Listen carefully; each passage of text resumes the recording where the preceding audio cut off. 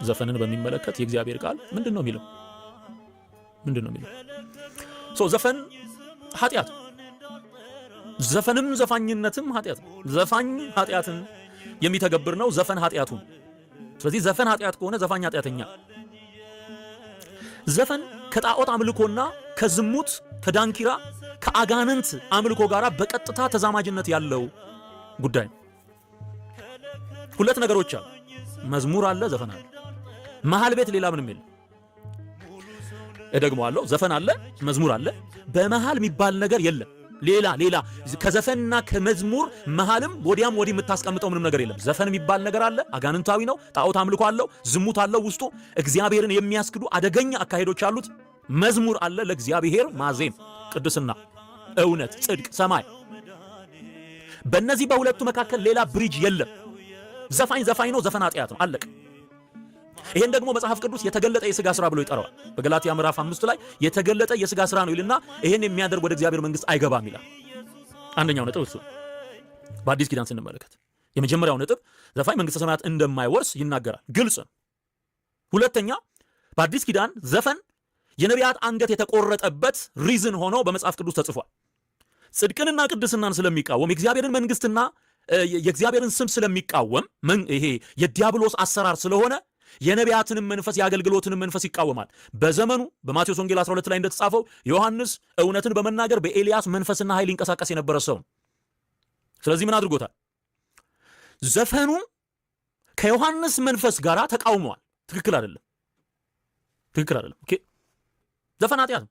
ስለዚህ የመጀመሪያው የተገለጠ የሥጋ ሥራ ነው፣ መንግሥተ ሰማይ አይገባም የሚለው ገላትያ 5ን ጠቅሻለሁ። ሁለተኛው ማቴዎስ 12 ላይ የተጻፈው የመጥምቁ ዮሐንስ አንገት የተቆረጠው በምንድን ነው? በዘፈን ምክንያት።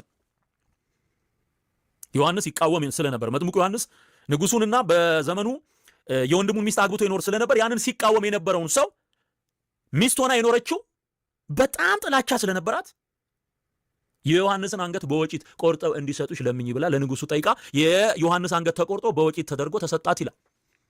ስለዚህ ዋን ኦፍ ዘ ሪዝን የነቢያት አንገት የተቆረጠበት ትላንትና በኤልዛቤል ዘመን ኤልያስን ስታሳድድ የነበረችው ኤልዛቤል በዮሐንስ ዘመን ደግሞ በሄሮድያዳ በኩል ዮሐንስ አንገት እንዲቆረጥ ምክንያት የሆነው ጣዖት አምልኮና ዘፈን ነው። የነቢያት አንገት አስቆርጧል።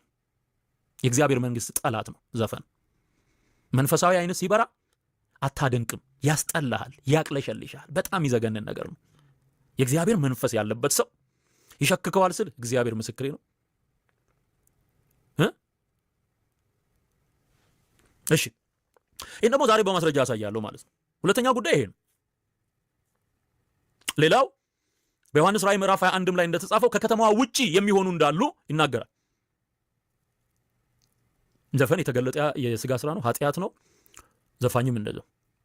ምንድነው የተባልነው? እኛ በልባችሁ ዘምሩ፣ በመንፈስ ዘምሩ፣ በእውነትና በመንፈስ እግዚአብሔርን አምልኩ።